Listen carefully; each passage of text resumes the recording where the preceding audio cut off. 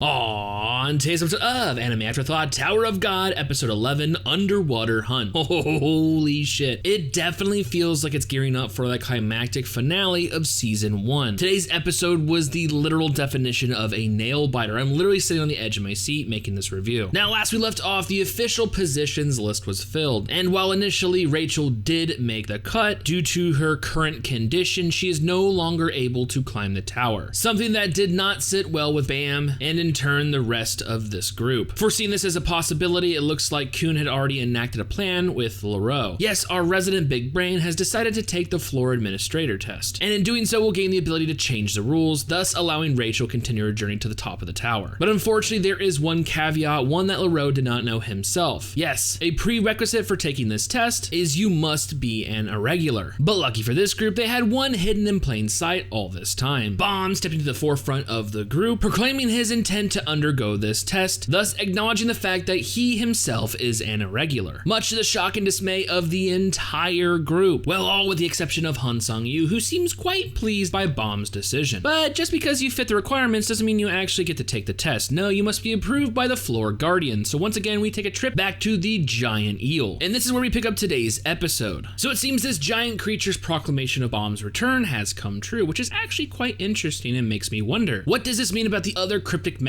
this monstrous eel told our main character? I'm actually referring to the part where he said one day Bam's contract will become his shackles, but of course we're not given a lot of time to ponder on this because the sequence itself is very quick. Almost in an instance, we're back to Han Sung-yu questioning Rachel on her intentions going up the towers. Before he gets really kind of any answer, Bam is done with his little face-to-face with the giant eel and has garnered the approval to take the test. So this is the point in the episode where I call bullshit. I mean, even at this point, I'm smelling something pretty fishy. With this, revelation that Bam is an irregular, as well as, the floor administration test being enacted, it just seems kind of weird that this test was put together so quickly. A fact that even Quant and Leroux question on later on in the episode. So even at this point so early on, my suspicions were growing, and obviously they were definitely confirmed later on in the episode. Before we get to that, let's actually talk about the test. Now, this definitely will be a team exercise. Everyone that agreed to participate will have a role to play. But it seems the crux of this test revolves around the net dolphin. This very cute, almost Pokemon-looking-esque creature is the basis of said test. See, they have a daily ritual. They go out on the hunt, collecting a large amount of fish to feed their queen. They manipulate Shinsu underwater to create, well, a net, hence the name net dolphin. Slowly constricting it, bringing all this fish and food up to their queen, who seems to be positioned at the surface. So you may be wondering, what exactly is the test? Well,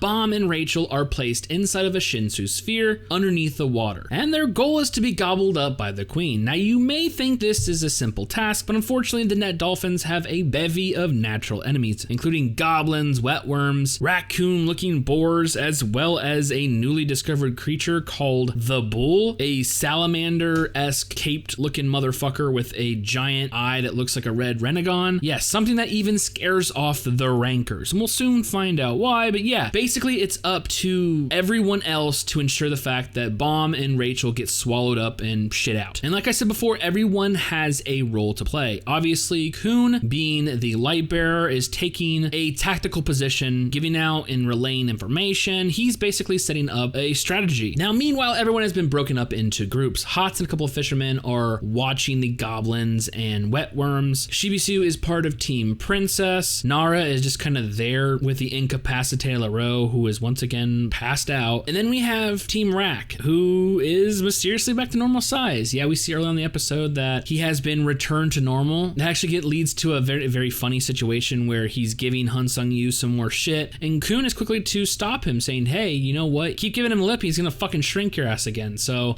does that mean we're gonna see Chibi Rack in the future? Is this an ongoing thing we're gonna see? I have no fucking clue, but it seems for now, for this test, that he is back to normal size. So yeah, I mean, in reality, the plan itself is simple. You have to keep these creatures and these individuals away from the net dolphins and let them do their business, and hopefully, the test will be passed. But like I said, it's easier said than done. Now, before the shit quite literally hits the fan, I want to talk about a certain conversation, one between Kun and Shibisu. Kun being a light bearer and being able to constantly communicate between these characters, besides Bam and Rachel, decides to spark up a conversation and question Shibisu's motivations. Dude, why are you helping developing bomb to begin with? Like, why do you want to do that? And it's actually a very introspective moment, something that actually gives a deeper insight into not only the characters, but their outlook on our main MC. And it's very poignant because it's coming from a character that's no longer with us, or at least no longer in the tower. Shibisu brings up Serena, saying, you know what, her and in turn himself are actually quite jealous of Bomb. They're in awe that he's in almost like a pre-tower condition. He still has everything that he,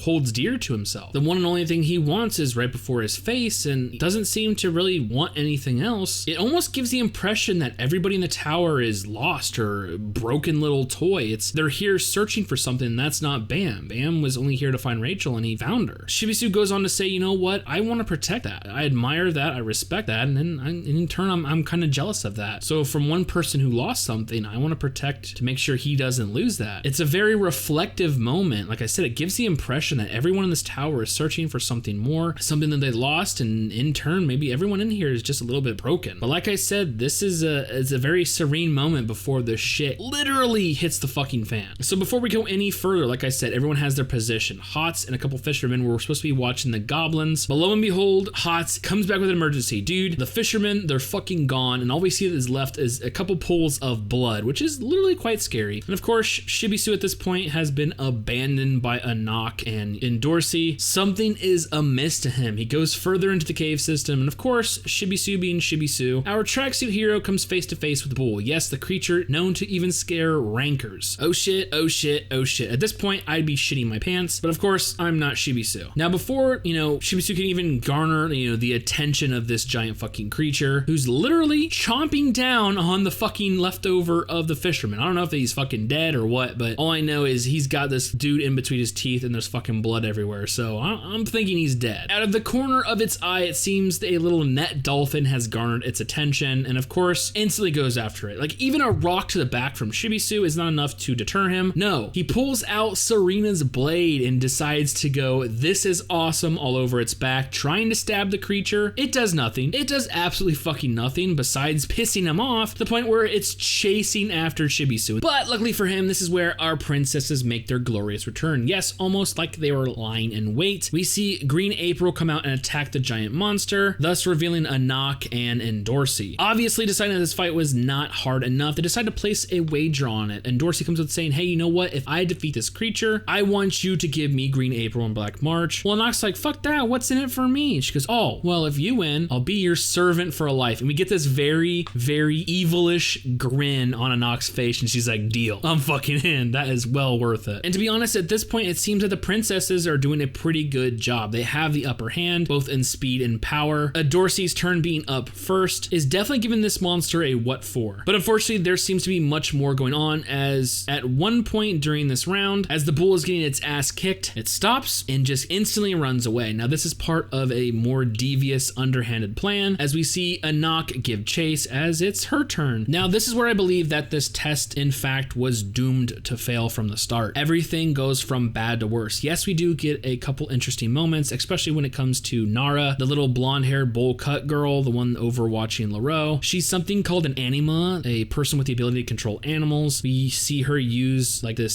sacred bird type creature, and it's flying using its sonar ability to map underground cave systems. Something that even Kun takes into his plan, utilizing Laro. I think he's making like pitfalls or traps or some shit. You might ask yourself, how the fuck did, they get Laro awoke? Yeah, she stole his fucking pillow, but yeah. But this pretty much leads us to the concrete proof that this was a trap from the get-go. Yes, now after Anak had gave chase to the bull, it seems she had lost his trail, only to be confronted by Lopo Bai Ren. Yes, I know Lopo Bai is his surname. I'll call him Ren, a member of the Royal Enforcement Division, as well as being directly under the guise of King Jihad, with a mission to not only kill Anak, but also reclaim Green April and Black March. And who we also find out is an anima, much like Nara. He has the ability to control creatures, control animals. He's actually the one that is controlling Bull, who was subsequently pulling his punches earlier on, because right now, Dorsey is fighting him, and he's beating the shit out of her. Now, returning back to Anak, Ren is just mind fucking her at this point. Not only is he just like bringing up Anak's mother, but he is in fact in possession of that necklace. Remember the little jewel that Anak found as a kid, and her mother made it into a necklace, the one that she gave her when, the burning house situation? Yeah. Somehow Ren has that in his possession. And so does that mean he is part of the group that killed her? I thought it was only other princesses that went out and killed her. Not 100% sure, but he has his hands on this necklace. This pisses a knock off. She flies into a fucking rage, and we see that Green April goes into ignition. But honestly, it's not enough. Ren, like I said, is an anima, and he has like monsters inside of him or some shit.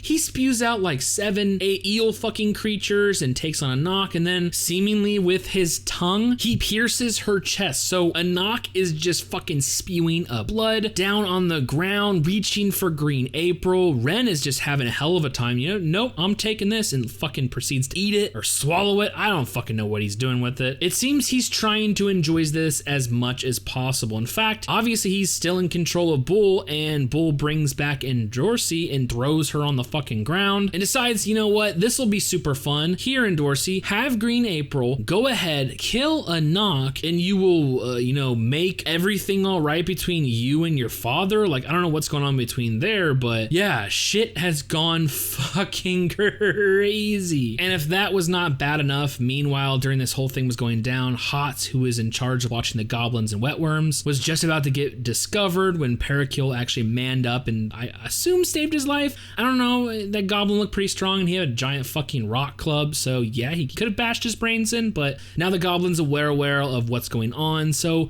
like I said, the definition of today's episode is it's a trap and shit has hit the fan. Like not to mention the boar creatures we were told about haven't even made their debut, so we still gotta fucking deal with them. But yeah, like this whole thing is just a mind blown. Like we know for a fact that you and Ren are working together. Obviously Ren's mission is to reclaim Black March and Green April, but also to kill a knock, the fake princess. But is it also Yu's way to get rid of Bomb now that we know that Bomb is an irregular? Like, oh shit, this episode was so fucking good. Like we had these very contrasting moments where we had these super intense moments where everyone above ground is doing their work, doing their shit, taking on these monsters, doing their positions, like everyone's working. And then go back to these very serene moments between Bomb and Rachel, underwater. And that brings up another giant fact. In the comments, I'm gonna be honest, you guys do not like Rachel. And you guys are even bringing it up that this anime adaptation is painting her in a different light. And in the manhwa, she is completely different than she is in the anime. And I don't know how to take that. The Rachel I know seems to be just this completely insecure, guilt-ridden little girl with dreams of seeing the stars. But I mean, seeing what you guys are talking about, you're saying that in reality she's this manipulator, and it's fucking weird. I don't know how to take Rachel.